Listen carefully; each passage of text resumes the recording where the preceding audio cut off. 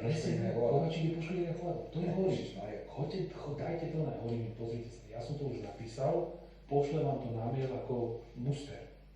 Že toto im pošlem, budem ich urgovať, zistím, keď bude pojednávanie, oslovím ich ohľadom tohto, že či už si to rozmysleli a či teda fakt, lebo oni to Čaba, že som ti Kovačíkovi vypovedal a teraz povedal, že ho odnútili nejakými inými povedal. Vy keď preberete obhajobu a tak ďalej, robí sa to, čo Lipšic, poviete námietka zaujatosti, presne ako to robí Lipšic Babišovi, Lipšic vstúpil a dal námietku na Harabina, ja mám v listiach s pani Záleskou a z jej s touto a touto dávam námietku zaujatosti a tak ďalej. Ja zase veľa procesných vecí potom vymyslieť. Takže oni potrebujú zmrazujúci efekt do toho konania. Toto im prišlo extrémne vhodné, lebo už boli na lopate, ten Kovačík bol hotový. Proste ona im dávala také sety, ona bola tak dohodnutá s tým Šurekom, mali mediálnu podporu a oni to chceli skončiť niekedy v septembri.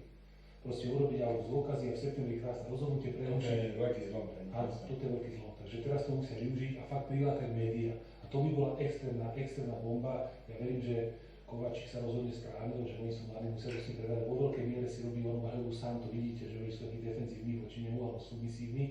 Takže majú to prebrať tú rodinu a ja verím, že budú za. Ja si myslím, že stále ponúkam aj tým Magalovcom, že je to, ja som bol v ich týme, keby chceli, keby som zabezpečoval mediálne veci, to keby, ja som fakt, lebo to Kovačík je rozhodujúci.